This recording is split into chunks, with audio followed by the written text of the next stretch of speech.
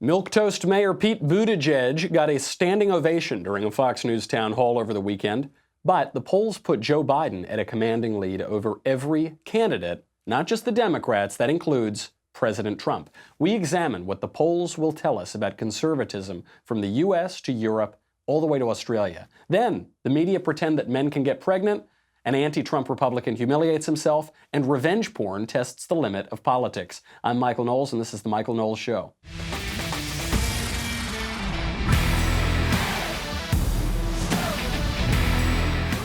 This is the first show, I think, in a week where we're not talking about making babies.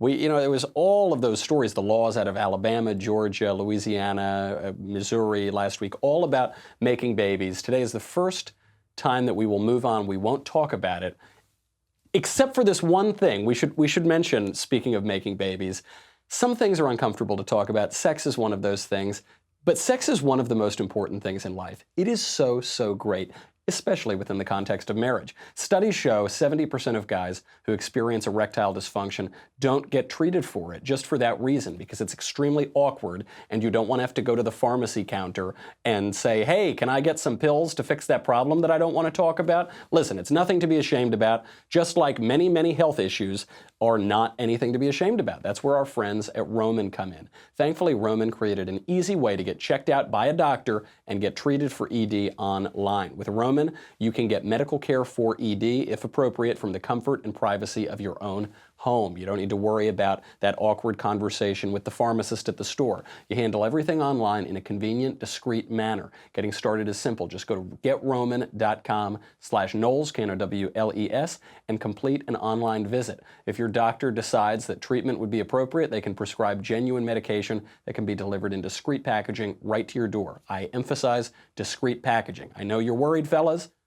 Don't worry about it. Free 2-day shipping. Guys, go to the doctor. Erectile dysfunction can be tough to tackle, but it is really important to get checked out. With Roman, it's easy to connect to a doctor. GetRoman.com/Knowles, Knowles. Get a free online visit, free 2-day shipping. GetRoman.com/Knowles for a free visit to get started. What's that address? You heard it. GetRoman.com/Knowles. Who says we're not pro-life on this show? We're pro-life beginning to end. Has Joe Biden already won the 2020 race? I'm not even just talking about the primary. I'm talking about the whole election. Right now, the Real Clear Politics average, so there are all these different polls. Real Clear Politics comes in, creates the average of all the polls, has Joe Biden at 38.3%, Bernie Sanders, who is in second place in the Democrat primary, at 18.8%, Warren at 8.5%, Harris at 7.3%, Buttigieg at 7%, Beto at a pathetic 3.8%, Booker at a still more pathetic 2.5%, Castro down at 1.5%. I kind of forgot that guy was even running. Not Fidel, not Raul, Julian Castro. Klobuchar at 1.3%, Tulsi Gabbard at 1%, Andrew Yang at 1%, Kirsten Gillibrand at 1%, and I think like 20 other people who aren't even registering. Interesting to note here, all of these people in this polling were national figures before they ran for president, except for Pete Buttigieg and Andrew Yang. But right now, Pete Buttigieg is polling at 7 times the rate of Andrew Yang. So Buttigieg actually putting up some pretty decent numbers for a small-town mayor from the Midwest. Everyone else was a national figure. They are all getting trounced by Joe Biden. And President Trump has already declared this primary over. One of my favorite things that President Trump does is when he acts as a political pundit for the other side. So he tweeted this out. He said, quote, "Looks like Bernie Sanders is history. Sleepy Joe Biden is pulling ahead. And think about it. I'm only here because of Sleepy Joe and the man who took him off the 1% trash heap." That's President Obama. President O, China wants Sleepy Joe badly. I just love this idea. It gives me something to look forward to, that eventually in 6 years when, not 6 years, 5 years, when President Trump is out of office, that we can look forward to him being on cable news. Listen, these crazy Democrats, oh my goodness. So he's already done this before. He did it with Elizabeth Warren. He said, I think Elizabeth Warren is finished in the race because it turns out that I'm more Indian than she is, and I'm 0% Indian, but she's done. So even President Trump right now is saying Joe Biden is doing very well. He's already kind of talking about Joe Biden as if he is the general election candidate. The problem with this is that Joe Biden isn't only beating all the other Democrats, he's also beating President Trump in the polls, and by a lot. Now, you might say, well, who cares if Joe Biden is beating Trump in the national polls? We don't hold a national election. We hold presidential elections by state. So all that matters is whether Joe Biden is beating Donald Trump in the states that matter: Pennsylvania, Wisconsin, Michigan, those swing states. Again, here, the trouble is that Joe Biden is not just leading President Trump in the polls in those states, he's trouncing him. He's up by almost 10 points in all those states. In Pennsylvania, he's up by over 10 points. Biden is beating Trump 54 to 43.5. In Michigan, Biden is beating Trump 53.5 to 43. And in Wisconsin, he's beating Trump 54 to 46. So an 8-point lead even in Wisconsin. That is not good news for Donald Trump. And so I see why Donald Trump wants to fight back already in the general. That's a bad idea. Let the Democrats all start to kill each other. This has not even begun yet. Right now we're looking at a lot of name recognition. Joe Biden has a lot of name ID, so naturally he's doing quite well in the polls. But we haven't even had the first debate yet. This hasn't really gotten started. Better to let the Democrats all duke it out themselves. So is the 2020 Democrat race over? Is the even 2020 election over? The debates will play out. You'll have multiple debates. Then you'll get the nominating contest. Then eventually you'll get the general election. Looking at these poll numbers, Trump's down by 10 in the swing states. Is the election over? I think Biden has 3 big weaknesses. Now, the weaknesses pose a problem when you're running against President Trump, but they are weaknesses nonetheless. Number 1, he's corrupt. People aren't really talking about this story, but he's corrupt. Number 2, he's a liar and a bloviator. He lies a lot and he always exaggerates. Number 3, he's been in government forever and he hasn't done very much. Those are the 3 weaknesses: corruption, lies, ineffectiveness. Now, what's the trouble? The trouble is, if you say he's corrupt, then what are you going to point to? You point to the business deals, the shady, sketchy, unfair business deals that his son got in China and the Ukraine. In China, Joe Biden's son, Hunter Biden, got his private equity firm got a $1 billion deal with the Chinese government. This is according to investigative journalist Peter Schweitzer. Who is Hunter Biden? It's not Beau Biden. Beau Biden is Joe Biden's son who died tragically of brain cancer a few years ago. Hunter Biden is the other son, and Hunter is basically an influence peddler. He's counsel at Boies Schiller, which is a Democrat law firm. He set up a few front companies, one called Rosemont, and he's just peddles influence. And he's not peddling his own influence because he's never held public office. So he's peddling his father's influence. And so while Joe Biden, as vice president of the United States, was negotiating with the Chinese, Hunter Biden's firm received a $1 billion private equity deal with the government. This later increased to $1.5 billion, according to Peter Schweitzer. When did that deal happen? That deal came through hours before Vice President Biden met with the Chinese President Hu Jintao in D.C. for a nuclear security summit. Sure looks like a crony deal to me. More information will come out. Of course, these are all just allegations for now, but sure looks shady. Similar issue in the Ukraine. So same guy, Hunter Biden, same influence peddler, was being investigated in the Ukraine. Ukraine's top prosecutor was looking into a money laundering scheme by a company called Burisma. Burisma, on their board of directors, had Hunter Biden there. They were paying Hunter Biden $50,000 a month. Why? Hunter Biden has never demonstrated any particular skill at anything other than selling influence. But obviously, if the guy's father is the vice president of the United States, if the father is the point person on Ukraine issues with the United States, maybe it would behoove certain actors in the Ukraine to pass over 50 G's a month to Hunter Biden in the hope that some favorable treatment would come from the United States. Now, the top prosecutor in Ukraine was investigating this money laundering scheme, and at that time, Vice President Biden insisted that the prosecutor be removed from office. So Biden, point guy on Ukraine, he goes in, he says, we will withhold $1 billion from Ukraine if this prosecutor is not fired. And you don't need to just take my word for it. You don't need to worry that I'm some conspiracy theorist. Because Joe Biden is so gaffe-prone, he actually managed to brag about this crooked deal at the Council on Foreign Relations. Here he is. I went over for, I guess, the 12th, 13th time to Kyiv, and I was supposed to announce that there was another $1 billion loan guarantee. And I had gotten a commitment from Poroshenko and from Yatsenyuk that they would take action against the state prosecutor, and they didn't. So they said they were walking out to press conference. I said, no, I said, I'm not going to, or we're not going to give you the $1 billion. They said, you have no authority. You're not the president. The president said. I said, call him. I said, I'm telling you, you're not getting the $1 billion.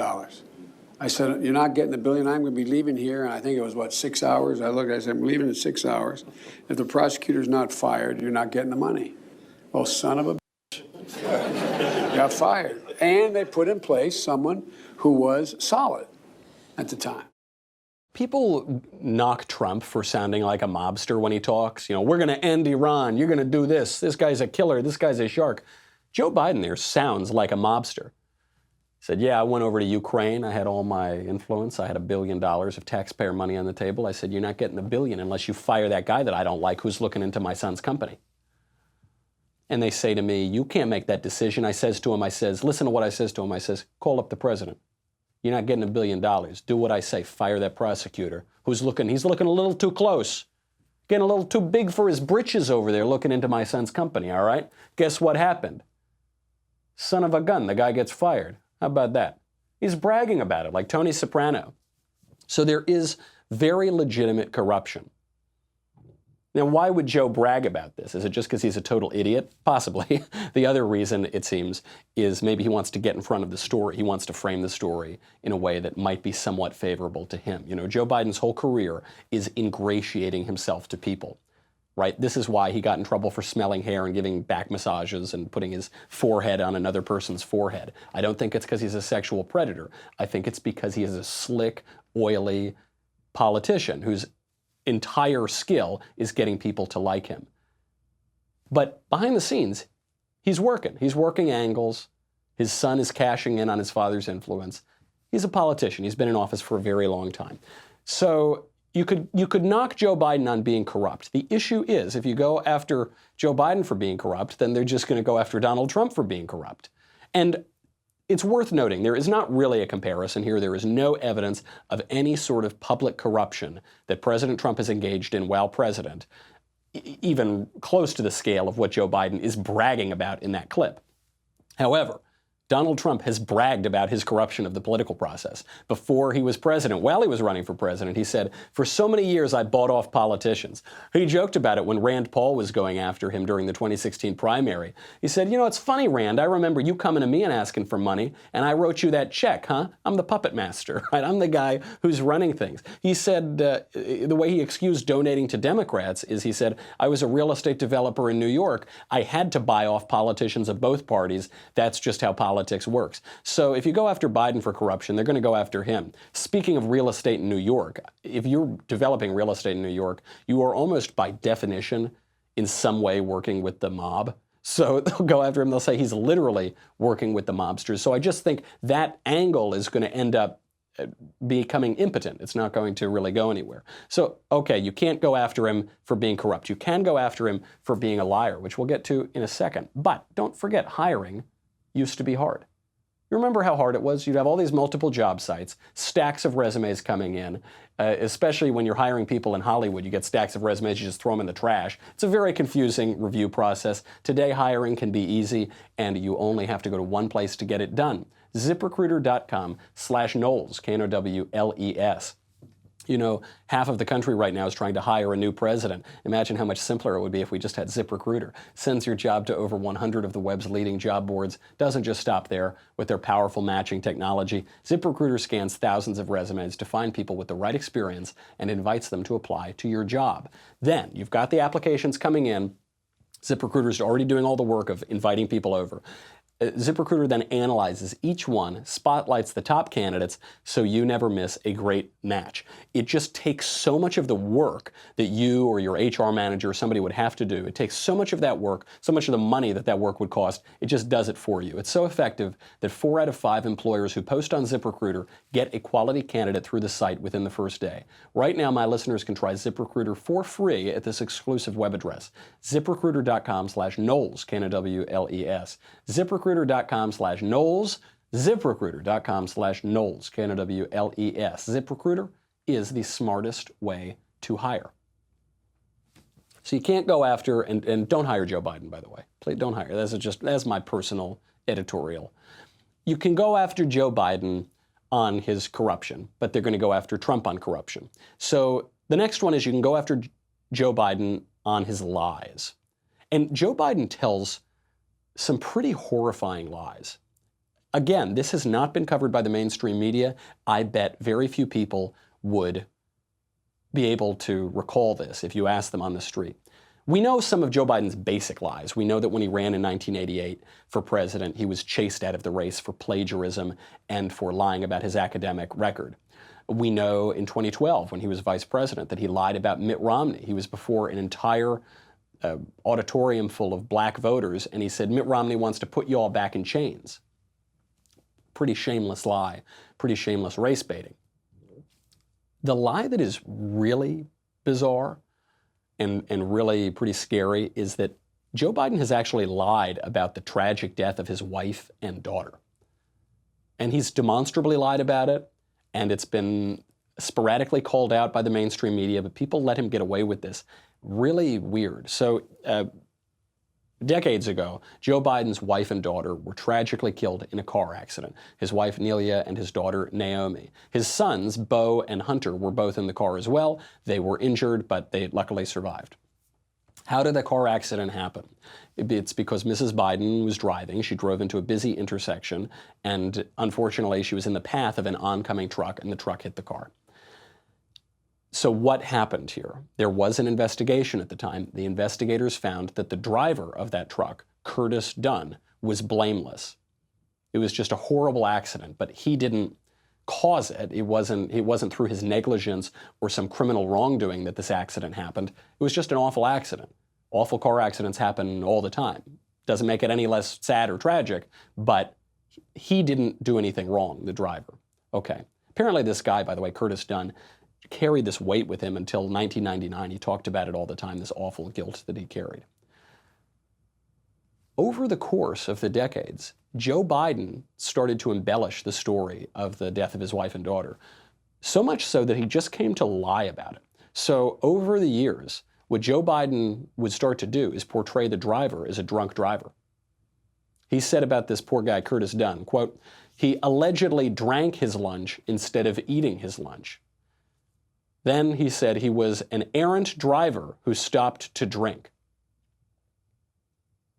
Where did this story come from? Even The Atlantic, a left-wing outlet, has admitted that this was just a total lie. This is what The Atlantic wrote, quote, the family of the truck driver has labored to correct the record, but Biden made the reference to drunkenness as recently as 2007, needlessly resurrecting a false and painful accusation. Now, you'll notice something else there when you mention 2007. One explanation for this is that Joe Biden is just so full of anger over the death of his wife and daughter. He hasn't been able to forgive the driver. He's so full of some denial about the accidental nature of it that he's just convinced himself of this, and it's a coping mechanism, and that would be understandable. It would raise a lot of questions about his judgment and his fitness for office, but it would at least be understandable. Except this lie about his wife and daughter's death tends to just come up around election time. So he's bringing this up, apparently, to gain political advantage. That's pretty disgusting. That's pretty awful. One, because of the memory of what happened, and two, because you, as a major public figure in the United States, a very important person, given the public trust, are baselessly defaming a guy who was involved in an accident that he's carried guilt around for decades. That's pretty bad stuff, and of course the family wants to correct the record. If you've got a guy who would be the president of the United States smearing your family member as a drunk driver who, through negligence, killed his wife and daughter, when you know that didn't happen, when there was a full investigation and you know for a fact it didn't happen, that's pretty awful. That's pretty low stuff. A bizarre and a shameless lie. Okay, so you could go after Joe Biden on that front. Could call him Lion Joe instead of Sleepy Joe or something like that. However, if you go after Joe Biden as a liar, what are they going to do? They're going to go after Donald Trump as a liar. Donald Trump for playing fast and loose with the facts. Again, as far as I can tell, Donald Trump has told a lot of lies. Donald Trump has made a lot of false statements. He has never made a false statement so pathological, so bizarre, so low and shameless as that one, as far as I can tell. Actually, when Donald Trump lies, they tend to be less tragic and more fantastical. So when Donald Trump lies, he suggests that Ted Cruz's father murdered JFK, which you know, I mean, I would, if I were Ted Cruz, I would be upset about that. But it's so outlandish that you sort of just have to laugh at it, right? There's nothing. It's not like you're painting some guy as a drunk driver for killing your wife and daughter. Right? How about when he said that he spent years talking about the Obama birth certificate thing? Again, I guess it's untrue, but also it doesn't really matter. Barack Obama would have been a U.S. citizen even if he had been born in Kenya because he received citizenship at the time of birth from his mother. So it's just a kind of weird, outlandish lie that he would tell. Okay. Now, again, if you hit Joe Biden for the lies, they're going to go after Donald Trump. You can try to explain the difference between the lies. It's probably not going to land. It's probably too subtle for a general election. So then you just get to the third weakness that Joe Biden has, which is that he's been in government forever and he hasn't accomplished anything. This, I think, is a great area. I think this should be all the focus of the Trump re-election campaign if Joe gets the nomination. Joe Biden has been in government for 50 years. He's been in government for half a century. He's been in politics since he was 26 years old. And now I think he's 175 years old. Maybe I didn't do that math right. But he's been in government forever. What has he accomplished? Can you name any major piece of legislation that Joe Biden gets credit for? Any major national initiative? Any major problem solved because of Joe Biden? No. He's just kind of been there. He's also a loser. I mean, he ran for president in 1988, 30 years ago, and he lost. Then he ran for president in 2008, 20 years after that fact, and he lost. And he would have gone nowhere except that Barack Obama hated Hillary Clinton enough to make Joe Biden his vice president. He's never accomplished anything. Contrast that with Donald Trump. Donald Trump has been in politics for, 3.5 years now, and he's had the most effective record of any president in my lifetime, on the right or the left. The Heritage Foundation pointed out in 2017, 2018, Donald Trump has effected a conservative agenda more quickly even than Ronald Reagan. That's pretty good. And you remember this was a major theme in 2016. Trump talked about there are all talk, no action politicians, and then there are people like me who are action. We're developers, we're builders, we're businessmen. That is, I think, the way to go after Joe Biden. And I think it's pretty devastating because no matter how generic Joe Biden looks, no matter he looks so good in a suit, he's got a good smile, okay, he's got name recognition. Are people really going to pick that, a guy who's never accomplished anything, over the guy who's delivered solid economy, record low unemployment, relative peace abroad? I don't think the race is over. I don't think Joe Biden has the nomination locked up. Even the New York Times, Jill Filipovich, writing in the Times today, had this great headline. Does anybody actually want Joe Biden to be president? No. People would tolerate him. I guess he's probably everybody's number 2 choice. He's doing well in the polls with name IDs basically unobjectionable. But does anyone really want him to be president? It doesn't seem so. Also, remember, at this point in 2016, who were the top GOP contenders?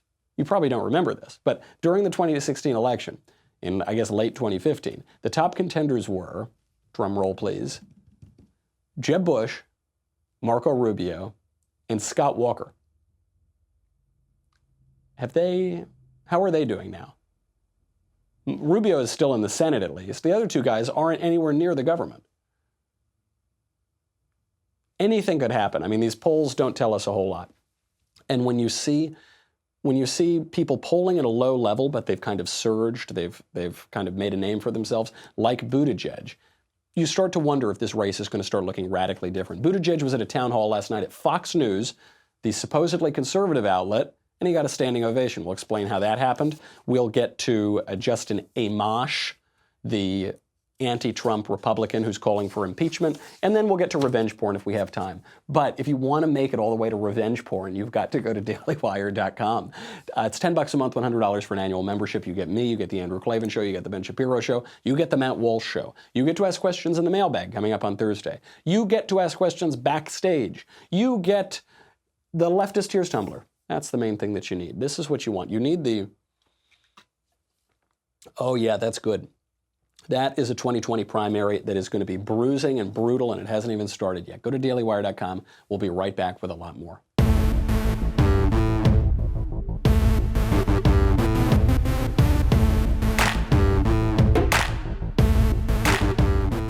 You know, it just occurs to me, I think maybe the Trump campaign has a sense that the only way they can really go after Biden is on his effectiveness.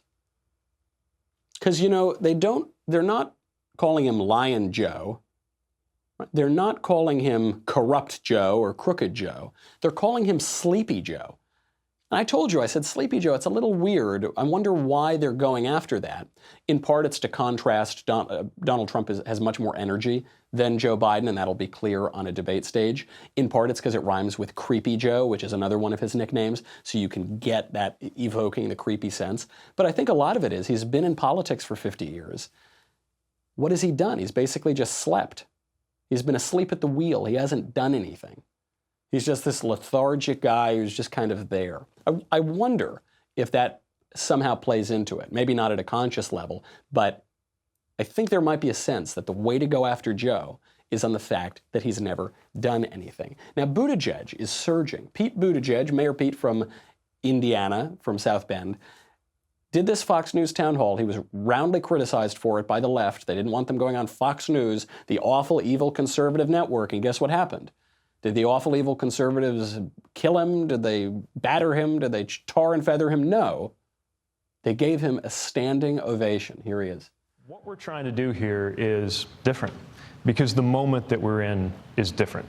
I get that a millennial Midwestern mayor is not what leaps to mind when you think about a prototypical candidate for president. But I also think we're living on if it's hard to figure out what's going on right now, it's because we are living on one of those blank pages in between chapters in American history. And what comes next could be ugly or it could be amazing.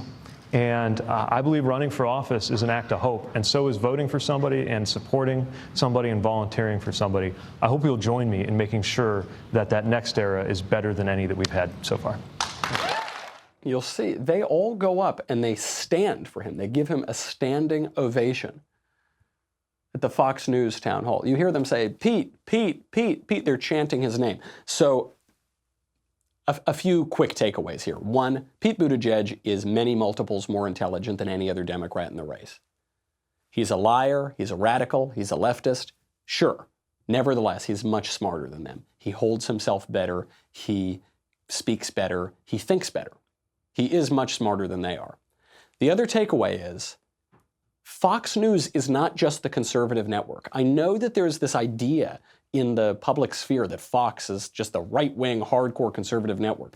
I go on Fox News frequently. I go on once or twice a week at least. And I'm a conservative, that's true. They also have a lot of left-wingers on.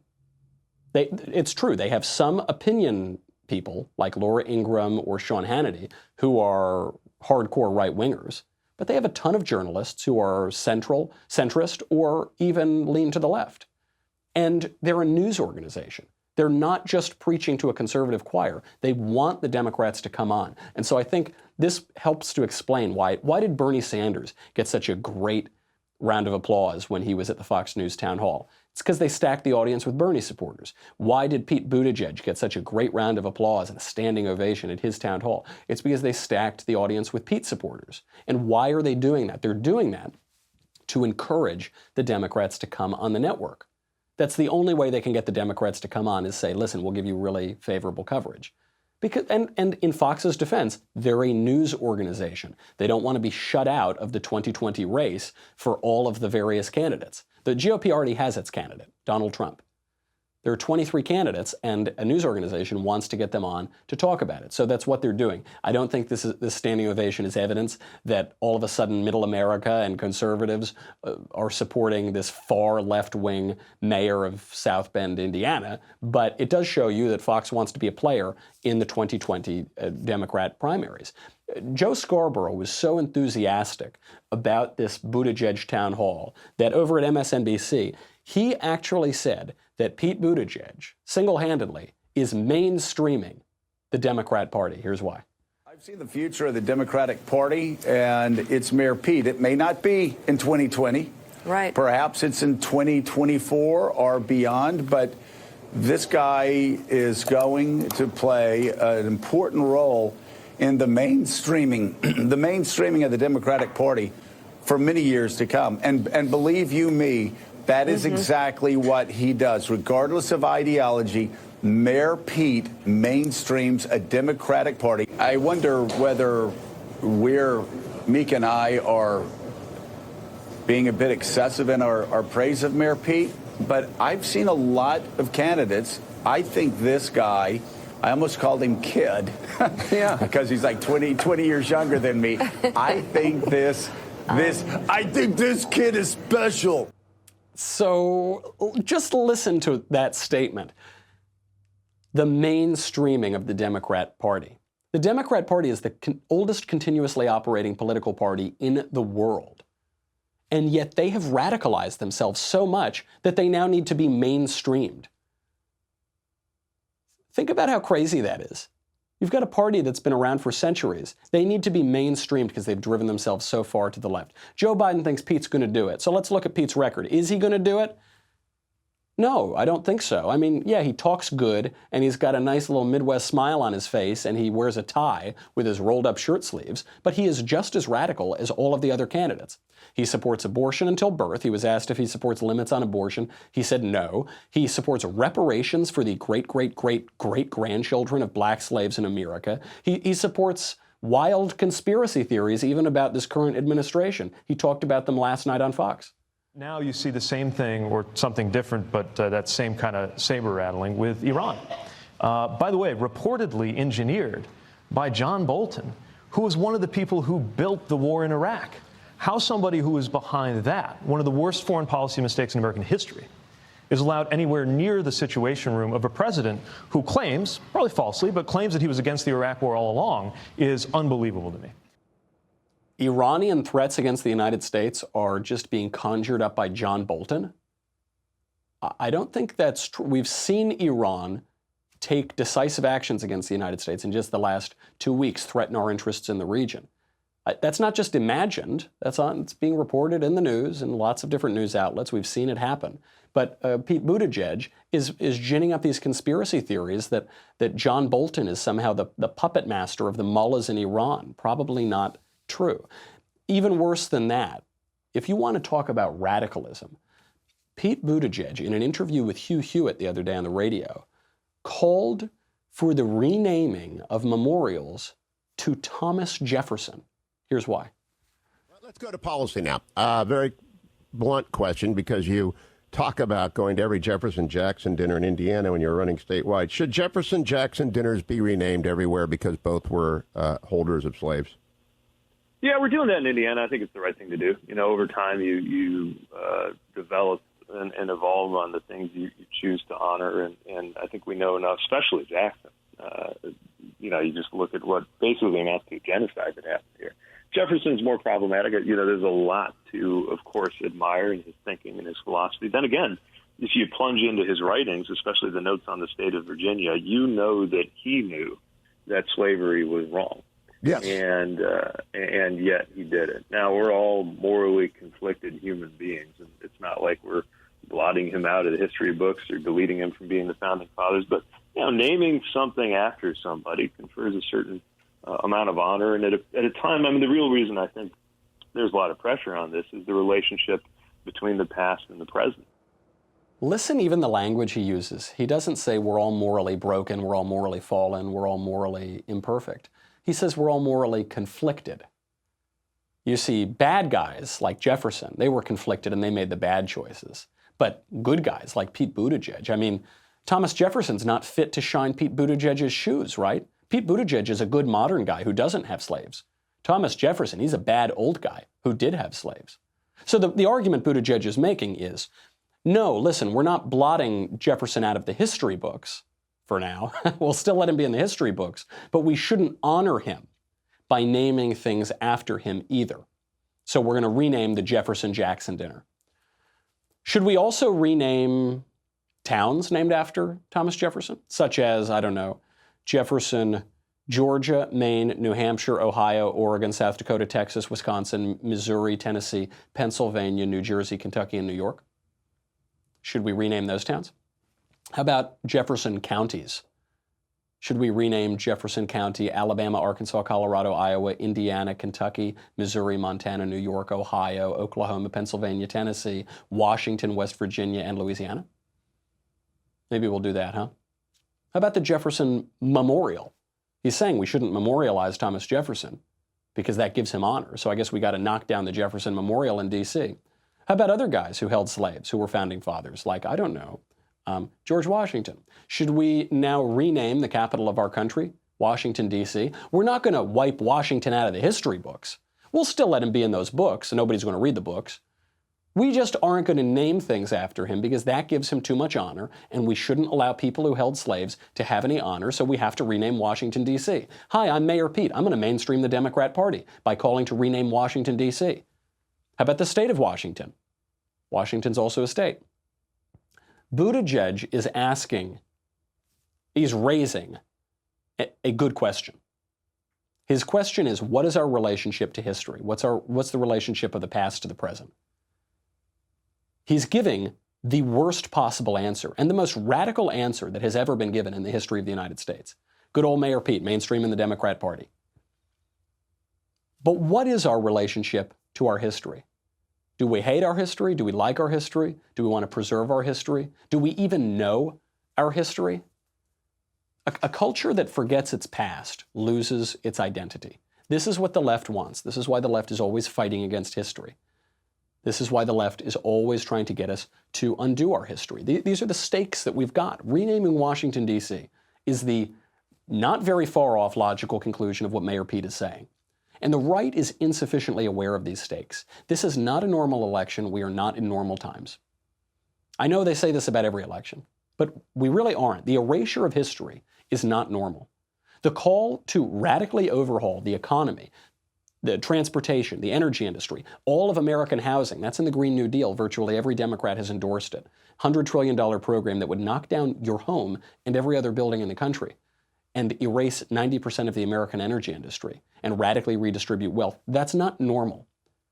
Culturally, calling men women and women men is not normal. There's a story now that a baby was just killed because a man went into the hospital with abdominal pains and he said, hey, I'm a man. And so they treated him as though he were a man. And then he gave birth to a stillborn child because he's not a man, he's a woman. And this appeared in a medical journal. They insisted on referring to him, or insisted on referring to her as him. They insisted referring to this woman as a man. And they said, see, this brings up the stakes. Our medical professionals really need to understand that men can be pregnant. Men can't be pregnant. Saying that we should pump little boys full of hormones to make them look more like little girls is not normal. Ernest Hemingway, when he talks about bankruptcy, he says, how does bankruptcy happen? It happens gradually, then suddenly.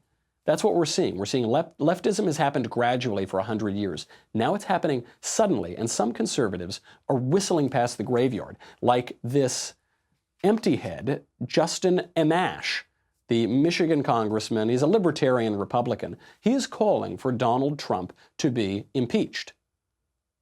Why, you ask? Well, he's highlighting the divide right now on the right. There is a major divide on the right, and what the people like Justin Amash, I don't even know how to pronounce his name, Amash, I don't know. What people like him and his side, the ones who are highly, irreparably critical of the president, what they are advocating is a perfectly abstract conservatism. What they're saying the divide is between the good people who have universal values and then all the bad, awful, bigoted, terrible people. That's kind of how they're portraying it. Now, the mainstream media is portraying it that way too. That's not really what's happening. The actual divide is between a conservatism that is rooted in something tangible and a conservatism that is primarily, if not purely, abstract. That's the distinction. And Justin Amash is showing this. So he sent out a 13-tweet-long thread explaining why Donald Trump should be impeached. He wrote, "Here are my principal conclusions. Attorney General Barr has deliberately misrepresented Mueller's report. President Trump has engaged in impeachable conduct. Partisanship has eroded our system of checks and balances. Few members of Congress have read the report." Next tweet. "I offer these conclusions only after having read Mueller's redacted report carefully and completely, having read or watched pertinent statements and testimony, and having discussed this matter with my staff, who thoroughly reviewed materials and provided me with further analysis." Next tweet. "In comparing Barr's principal conclusions, congressional testimony, and other statements to Mueller's report, it is clear that Barr intended to mislead the public about special counsel Robert Mueller's analysis and findings." Next tweet. "Barr's misrepresentations are significant but often subtle, frequently taking the form of sleight-of-hand qualifications or logical fallacies, which he hopes people will not notice." There are many, many more tweets. If you're still awake, I'll point something out to you. 13 tweets long, 494 words. Did you notice what was missing from those? All of those tweets? He never once gives an example of a lie from William Barr or a crime committed by Donald Trump.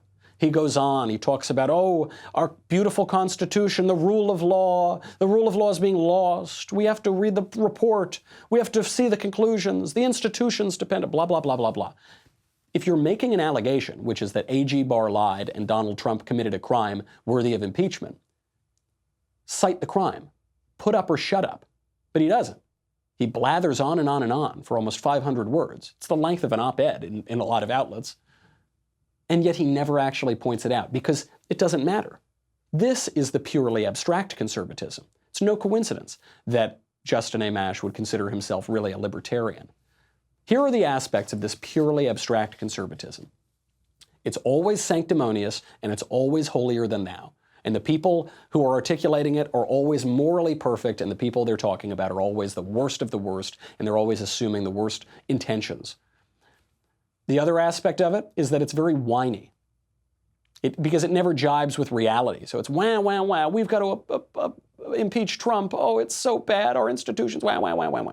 It's really, really whiny. It doesn't offer any practical solutions. We all want to change aspects of our culture and our politics. It doesn't offer really tangible things you can hold on to. It's just wah, wah, wah, everything's so bad. And then finally, the key aspect is it's vague. He never cites any concrete example. Roger Kimball had a tremendous column at American Greatness over the weekend where he explained this divide on the right as the Great Realignment. And he says it basically comes down to two views of liberty.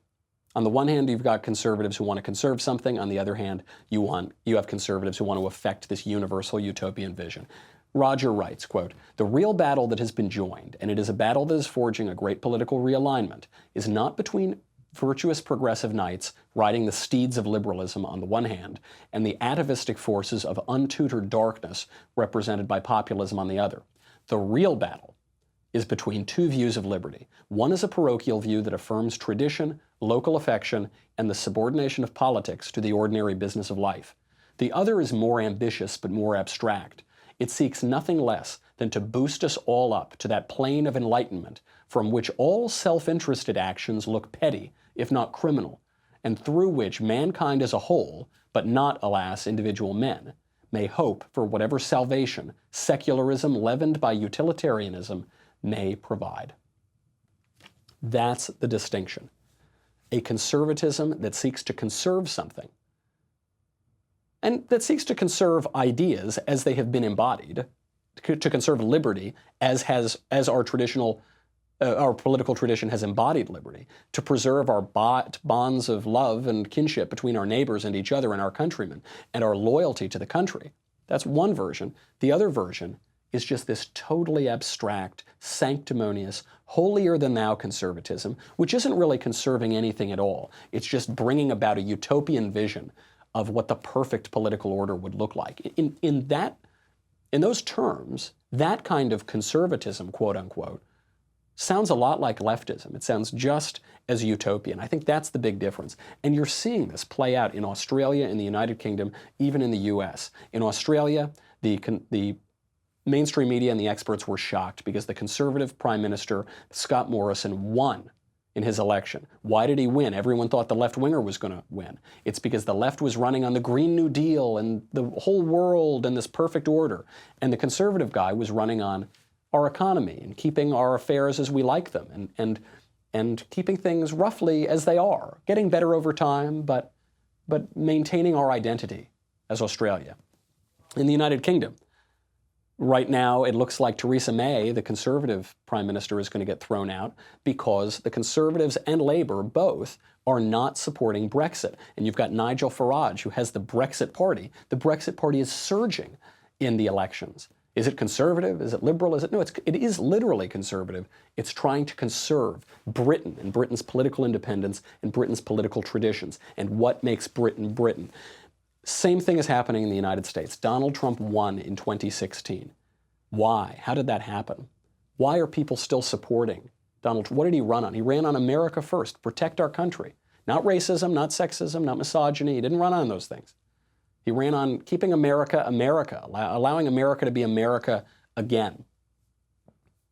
There's not a totally abstract government policy for everything. Sometimes we just want to conserve who we are. It brings me, we'll get to it in just this last minute here, to this revenge porn story. There's a story that just came out. I know it doesn't sound connected, but it actually is.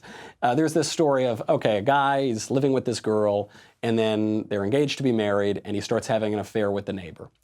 The fiance finds out, she calls off the wedding. Obviously, this is not an amicable breakup.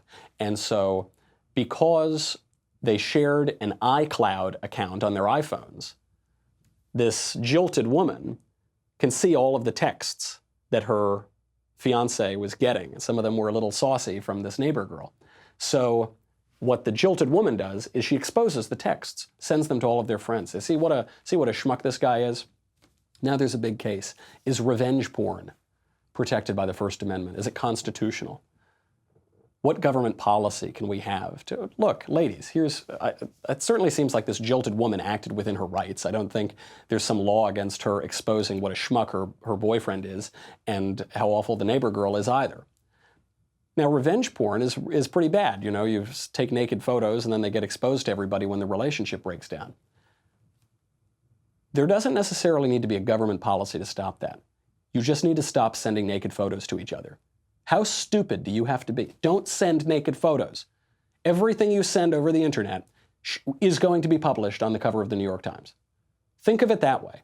There's not a government policy for everything. There's not a utopian political solution. There's not an abstract right where you can discern, yes, this is the perfect government policy for revenge porn in 2019 that I have deduced from my universal set of rights. No, don't be stupid. Don't cheat on your wife or your fiance, and don't send naked photos to and from your mistress. I think this is this conservatism that is now coming up. It's being called populism or nationalism or all these things. I think it's people just saying we want reality. We want to conserve the things that we like about our place. We like our neighborhood. We like our friends. We like America. We like our traditions. We don't want to give all of that up for the Green New Deal. We don't want to give up our homes and our cars and the American energy industry and our jobs. We don't want to knock it all down for pure universal abstraction. Now, some people like Justin Amash, or like some of the really rationalistic, dogmatic, conservative ideologue types, they say, here's the 10-point manifesto of conservatism. That conservatism is not a manifesto. You can't put it into a manifesto. It's about conserving something. That is what we're talking about. The voters in Australia, they wanted to conserve their good economy. They've got the best economic run in the history of the world, about 29 years. And so when you look at these polls, you look at all the big crazy plans that the left is proposing, the Democrats in 2020, the Green New Deal, reparations, free income, free all these things. You say, oh, they're leading in the polls. I don't always buy the polls. I think there is a conservative revolution. Maybe it's not ideological, maybe it's not dogmatic. People want reality. They want to keep what they have. They like their country. They don't want to get rid of their history. They don't hate their history. They have a sense of gratitude toward their country. I think that's the new conservatism. I think it's a wonderful thing. We've got a lot more to get to, but got to do it tomorrow. In the meantime, I'm Michael Knowles. This is The Michael Knowles Show. I'll see you then.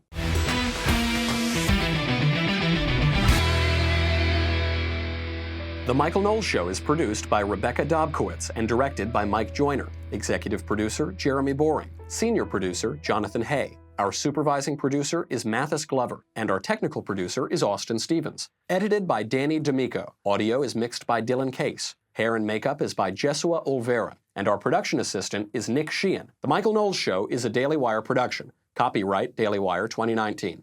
Today on The Ben Shapiro Show, Iran's provocations escalate and Democrats compete for attention.